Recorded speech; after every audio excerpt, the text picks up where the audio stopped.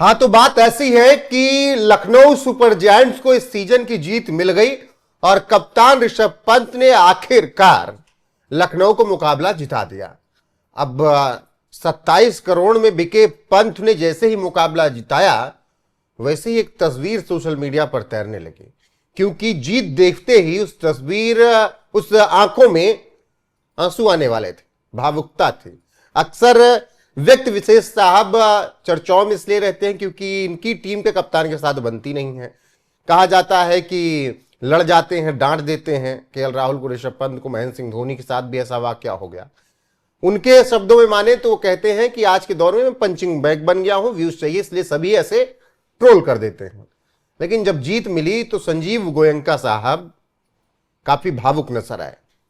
केशव, क्या वो जीत की भावुकता थी या फिर 27 करोड़ जो दिए थे उनको लगा कि चलो कम से कम 14 इनिंग पिछले साल गई और अब की 3-4 लगभग 17 इनिंग बाद चलो 27 करोड़ का एक पैसा रिटर्न आया।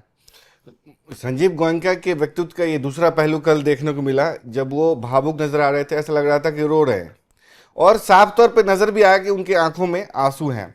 तो लोगों को ये समझ नहीं आया कि जो संजीव गोयनका आमतौर पर ये देखे जाते हैं कि गुस्सैल छवि के हैं, बकझक करते नजर आते हैं। बकझक नहीं, ये कह सकते हैं कि कप्तान के साथ उनकी बहस हो जाती है हार को लेकर के। तो उसमें ये नहीं समझ में आता है कि एज ए क्रिकेट फैन बहस करते हैं, एज ए मालिक बहस करते हैं या क्या।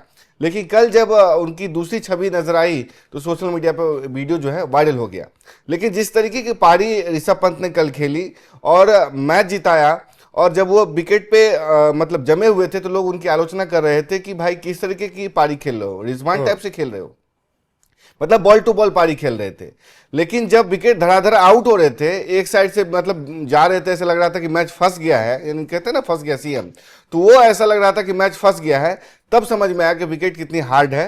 और वहां पर ऋषभ पंत ने जो पारी खेली, एक कप्तानी पारी कह सकते हैं, जिम्मेदारी वाली पारी, वो पारी जो एमसीजी में आपने देखी होगी कि बॉर्डर गवास्कर ट्रॉफी को जिताने में कितनी महत्वपूर्ण भूमिका उनकी थी और उन्होंने अपने बल पे वो ट्रॉफी जिताई थी और वही पारी कल उन्होंने खेल के दिखाई। तो जाहिर सी बात है, जिस कप्तान पे आपको पूरा भरोसा है, जिस पे की पूरा कैंपेन निर्भर है, तो अगर वो आपको जीता करके दे रहा है तो भावुक तो होंगे, क्योंकि आपने 27 करोड़ लगाए थे और उन्होंने कहा भी था कि कोई शौक में हम 7,000 करोड़ या इतने पैसे नहीं लगा सकता।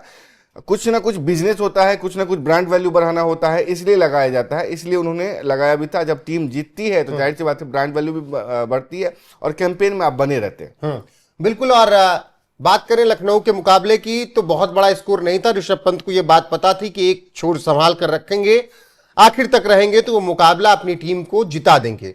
और सनराइजर्स हैदराबाद जिसको लेकर कह सकते हैं कि 300 बनाने की बात हो रही थी, लेकिन उस टीम को सही औकात दिखाई मोहम्मद शमी ने।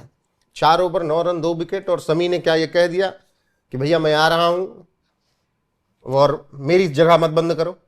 बिल्कुल, वो लगातार कह भी रहे। देखिए, मोहम्मद शमी की जगह जो है ना टीम में कभी से बंद नहीं हुई है, लेकिन मोहम्मद शमी की जो फिटनेस है वही उनके आड़े आती रही है।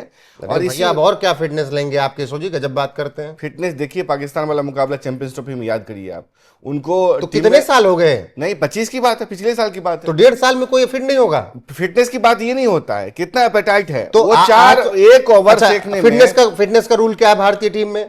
फिटनेस का रूल तो पूरा टेस्ट पास करना होता है ना। देखिए, अगर वो टेस्ट पास कर रहा है तो उसको क्यों नहीं खिला रहे हैं? नहीं, देखिए बात ये है, फिटनेस के बाद मोहम्मद शमी वाली जो बात आई थी, इसको रोहित शर्मा से जोड़ने की कोशिश की गई कि हो सकता है वो उनको टीम में नहीं आने दे रहे हैं, जबकि उनका प्रदर्शन डोमेस्टिक में अच्छा था।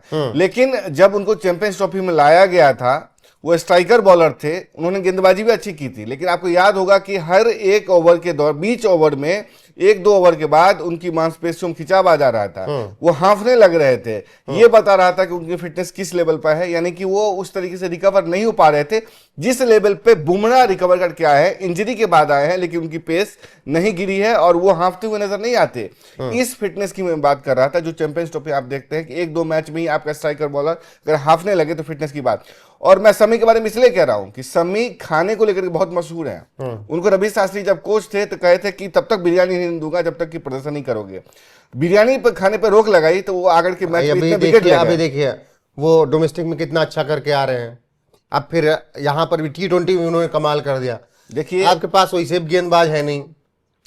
मैं वो उसकी बात नहीं कह रहा हूँ, गेंदबाज वाली बात नहीं है, लेकिन फिटनेस जो होता है उसको बरकरार रखना पड़ता है। आखिर रोहित शर्मा जैसा कैलिबर का प्लेयर था, उसको 16 किलो अपना वजन इस उम्र में जाकर के कम करना पड़ा, जब उनके करियर एंड की ओर है। एक फॉर्मेट संन्यास ले चुके हैं, दूसरे से कप्तानी जा चुकी है, और इस समझिए टेस्ट भी एक तरीके से नहीं खेल रहे हो, अब नहीं खेलेंगे।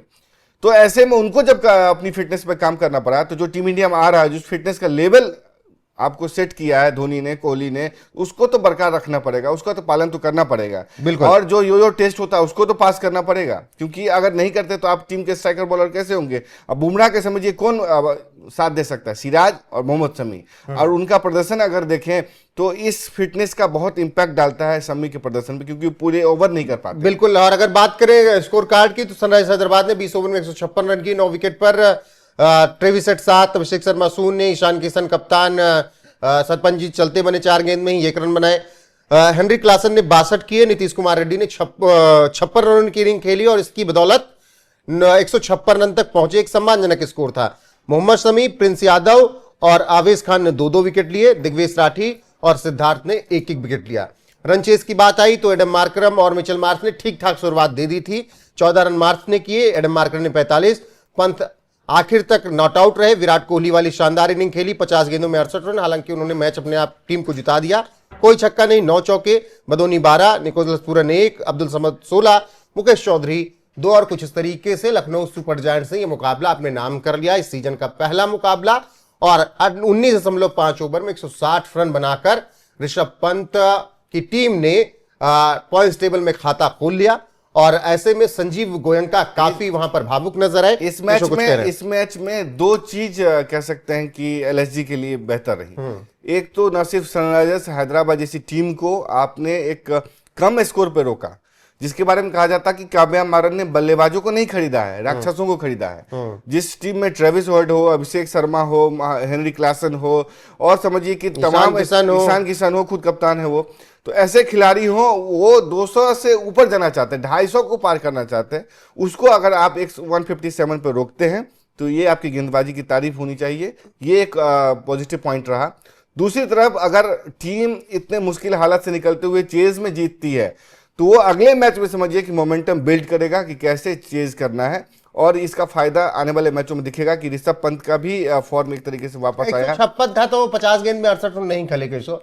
देखिए नहीं, विकेट कैसा होता, 200 रन होता तो फिर विकेट ये विराट कोहली वाली इनिंग आपको खल जाती है। नहीं, मैं कह रहा हूँ विकेट टफ होता है, तो वहां पे 157 भी बहुत भारी पड़ जाता है, इसलिए देखते हैं कि एक तरफ। चलिए, बहुत शुक्रिया आपका, वहां बैठे हुए बने रहिए हमारे साथ। गोयनका के भावुक होने पर आपका क्या कुछ कहना है बताइएगा जरूर। अभी के लिए बस इतना ही, नमस्कार।